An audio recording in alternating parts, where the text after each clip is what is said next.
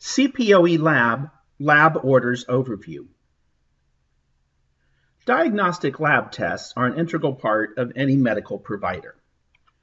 Now, this may involve either physically doing the test in-house or sending your patients to a service center with a requisition. Within EMR, labs are maintained at a patient or an encounter level, and they can be ordered with or without an encounter. Tests can be ordered directly or indirectly based on local workflow, and we will cover this when we get to the video on creating a lab order. In addition, when it comes to searching for a lab, say there's an inquiry and you want to know what the results are, or even if the lab has started processing it, there is a search both at a system level as well as at an individual patient level. And each lab is assigned internal statuses so that you know whether it is in a state of approval, if it's actually been ordered and is in process at the vendor, and whether or not results have started coming in, all the way up until there is a completion and a review by the provider. If you elect to do an eLab interface with Prognosis, it is available both in a unidirectional as well as a bidirectional format. Unidirectional would be results only. Bidirectional would allow you to send the order electronically to the vendor as well as receive the results electronically through an HL7 interface.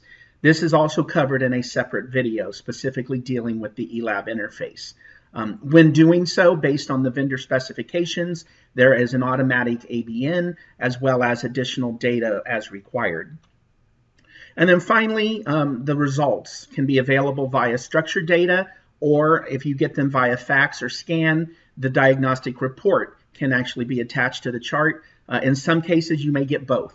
And then once those results are published within the structured data at the patient level, you are able to obtain various level reports and histories or matrices at a patient level as well as at a test level. So in this video, we're just going to look at the overview aspect of the lab. And then, as mentioned, there are separate videos that deal with creating the order, printing the requisition, the eLab interface, as well as the results interface. First of all, we mentioned that you can order labs even without an encounter. To show you this, we could do it either at the face sheet level or at the schedule level. Now, what we see here on today's schedule, I do have a patient here, Christian Gray, who is scheduled to come in. And this does not have to be today's appointments. It could actually be scheduled for next week. Maybe you're doing pre-op lab testing before you actually schedule the surgery. So you can either come in here to the appointment schedule and select his appointment. And you'll see down here in the lower left that although he is in a scheduled status, I have the L button for creating a lab order. Now the same screen will be launched if I were to go to Christian's encounter screen. Again, in this scenario, we're speaking of ordering the labs at a patient level. So you'll notice across the top, we have our face sheet encounter as indicated by the tan color. And along our left-hand side, none of our encounter options are enabled. However, lab order is. And again, this is to show you that you can actually order a lab test whether the patient has an encounter or not. I'm going to go ahead and arrive Christian now so that we have an encounter. The screen that we're going to look at is identical, whether he had an encounter or not. Now that I have arrived him, when I go into his encounter, our patient band is now in the bright blue, indicating he is an arrived patient. So all of our encounter options are now enabled, and we still have our lab order choice. So I'm going to go ahead and click that. So whether you're doing it at the schedule or on the face sheet level when there's not an encounter, or if you're doing it in conjunction with an arrived encounter, all three of those scenarios will launch this lab order screen. So we're just going to look at the anatomy here of our lab order screen. Starting in the upper left, we have our Add New and our Binocular. Now, if Christian already has existing lab orders, we could search for them here. When you're on the lab order screen within the context of an encounter, the search is patient-specific.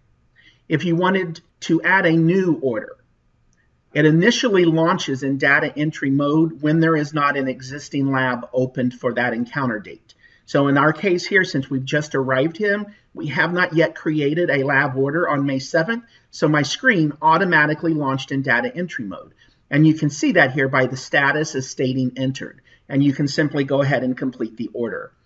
Or if it was actually an order that existed, you would click the Add New icon, which would then give you the blank screen at which we are looking at. We will actually see this demonstrated in our Creating a Lab Order video. Now across the screen here, we have our navigation arrows. So again, if the patient has multiple labs, we're able to navigate through all of them. We have a preview if we want to look at the requisition. We have a printer if we want to print the requisition, a fax, as well as eLab. And again, those mechanisms are all going to be demonstrated in the Creating a Lab video. The lab header will give you the order number, the order date, the status, whether or not it is routine, stat, etc. And then based on if you've entered comments or not, who the ordering provider or providers are, you're able to choose the lab vendor. So if you are looking at an existing lab, of course, that would already be populated. You can enter collection details. And then for the eLab interface, different vendors have different requirements with regards to your bill type, your account number for the physician, whether you're drawing the sample in the office or sending them to a patient service center. And then down here at the bottom is where you will choose your tests and assign your diagnoses if applicable. And then, of course, you would be able to save it, print it, fax it, etc. So the basic anatomy here of the screen is very simple. Now, we just demonstrated here what the screen would look like if you were ordering it directly.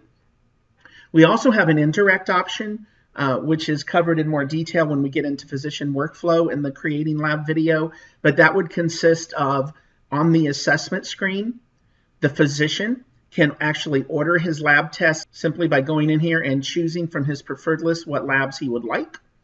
And then that will transfer over to the order sheet where his clinician, whether it be the nurse, the medical assistant, the checkout staff, can actually come in here to the lab screen and select the order.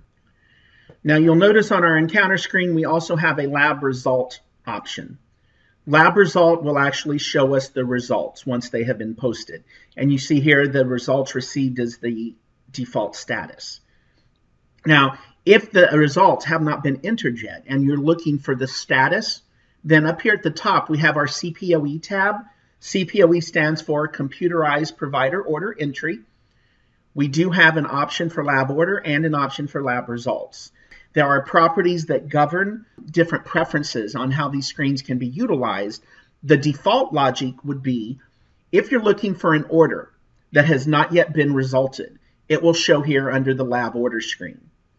This is now at a system level, and if you notice in our status column, we have O's, we have A's, and we have E's.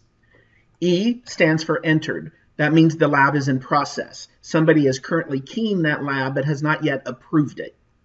Status A means that the lab is approved. It has not yet gone out the door to the vendor, or it may be in-house depending on who the vendor is. And one of the preferences you have is whether approval is sufficient or if it needs to go to the third status, which is O for ordered. An O status indicates that lab has actually been completed with regards to the order. Whether you chose to fax it, print a paper requisition, or send it via eLab, doesn't matter. O means it's available for result. Now, if we go back to our CPOE menu, we also have a results option. And this is, again, a useful screen when you are getting phone calls or inquiries. Yes, are these labs in yet? Whether you're doing it internally, the doctor says, hey, Adam, has the results come in yet? Or the patient's actually calling the front desk. Again, based on property selection, you may choose to have your orders and approved show here. Or you can have it filtered to show only the results received. This could be a partial or a final result, depending on the specific scenario. We also have status C, which stands for completed.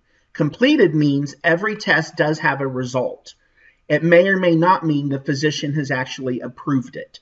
There is a review process that is covered in a separate video where the doctor gets notification alerts based on the results being posted, whether they are normal, abnormal, and then the physician has a different workflow as to whether he wants to review it, mark it complete, send action tasks, and do follow-up and so on. So regardless of whether the order has been approved or ordered, resulted or not, either at the patient level by going into the different lab order or lab result options, with or without an encounter, or at the system level, lab order, lab results under the CPOE tab, you're able to locate Every order that once it has started being keyed into the system, track its status all the way up through the end when it has finally been approved and reviewed by the doctor. Once those results are available, we also have the option called a matrix. And the lab matrix will give you a historical view of the patient's lab results over time. You have the ability of filtering it at category level, panels, tests, and so on. You can go back in time to the desired number of days, and then you can see both individually at a test level or at an individual or overall at a patient level through their encounter history. You see here in the far right, we started all the way back in 2011, 2012, 2014. So you can watch their lab values as they are fluctuating. And as we cover in the results video, there are different symbols and things along here that will help you determine whether they're above normals, below normals, and so on. So in review of the lab order module, labs are supported in prognosis whether you physically do them in-house or if you send the patient outside to a patient service center. The workflow there is based upon your vendor selection and how you collect the specimen. Orders can be done at a patient level or at an encounter level. So remember, in the case of the patient, he did not need an appointment. He did not need an encounter. But if he has an appointment or has an encounter, in any of those scenarios, you can order the order for the patient. Orders can be keyed direct data entry into the order screen or indirectly via the order sheet mechanism based upon your local workflows. When it comes to searching, you can do this system-wide or patient level. That will help you determine the status of the lab order as well as the lab result, and whether it's still pending at the vendor or if they've actually been received, and whether or not the doctor is reviewing it. If you opt to go with our eLab interface option, there are two flavors of this, of course. Dealing with order entry, it must be the bidirectional interface. Unidirectional would be results only. In the bidirectional, when you are doing your orders via eLab, you can auto-generate your ABN when it's required, and then the results, whether it's uni or bidirectional, will come in automatically through an HL7 structured data. Once those results have come in, action tasks can be assigned if needed through the alerts that come to the provider, and you can also then obtain a history matrix at the patient and or the test level. That concludes this video within the series. Please click the appropriate link below for your next step. If you'd like to take a quiz, you will receive your results in real time directly on the screen so that you can see how well you've done. If you answer incorrectly, the system will prompt you with the correct response. In addition, a confidential email will be sent to the education team to help us better serve you with our educational offerings. Second, advance to the next video within the series you're currently in.